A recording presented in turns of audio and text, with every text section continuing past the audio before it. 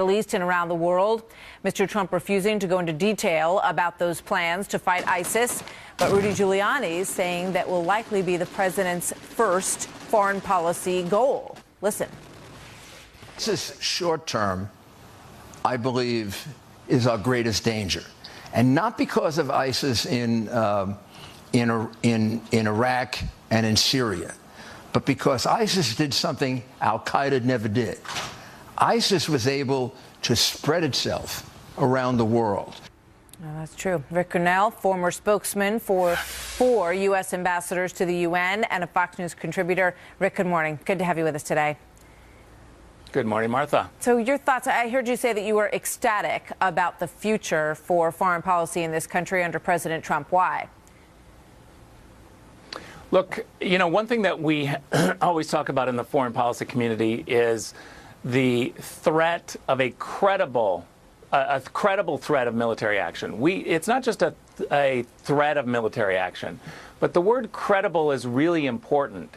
And I think what we've had over the last 8 years are international partners who don't think that it's credible.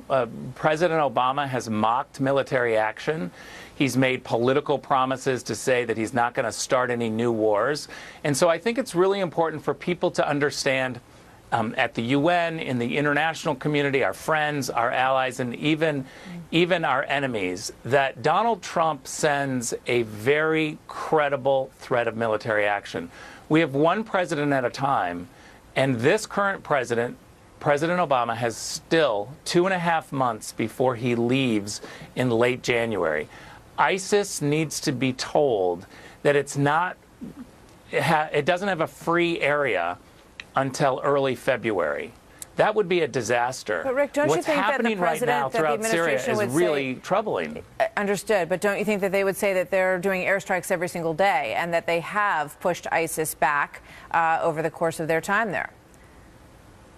I don't buy that we have 63 coalition partners and NATO, and we've been bombing for 5+ years and we can't find the command and control center.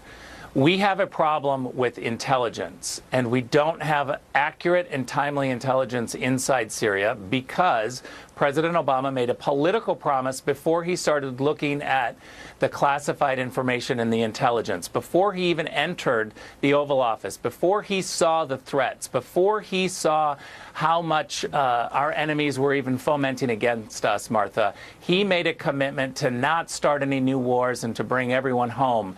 And no boots on the ground anywhere. Yeah, that's not a credible military national security criteria. That is a political promise that you make in the cornfields of Iowa. And that's what we've seen for 8 years. What Donald Trump is going to do is restore the threat of a credible military action. I'm telling you, the diplomats at the UN are going to be knowing immediately and are already excited to have U.S. leadership. They, including the French and the British, by the way, are tired of the Americans not having ideas, are tired of the Americans not having any plans. They're not calling Security Council meetings. They're not taking actions. They don't have ideas. That's a lack of U.S. leadership. Right now there's a cruise missile, aircraft carrier, I should say, Russian aircraft carrier, off the coast that is sending cruise missiles into Syria, trying to hit the rebels there and trying to get ISIS and the Nusra Front as well. Your thoughts on why Russia would be taking that action at this moment? We know that they've been allied with Bashar Assad throughout the course of the last many months. They want Assad to stay, and the U.S. policy under President Obama has been that Assad should go, and the Russians feel compelled to put military hardware up against President Obama because there have been no consequences. They can do what they want. So I think what we need is a president that can reach out to Russia and can kind of figure out, look, what are our goals here? What can we work on together, and where do we differ? I mean, look, we've got a NATO ally in Turkey that wants Assad to go, and they're fighting the Kurds inside Syria. The Kurds are an ally of ours, so the place is a mess, and just in terms of organization. What John Kerry needs to be doing is doing more planning. I don't want to give up on this administration. We've got 2.5 more months. They need to do the right thing. We shouldn't send a message to all of those in Syria and all of those around the world that you have to wait till early February when we're going to have a credible threat of military action.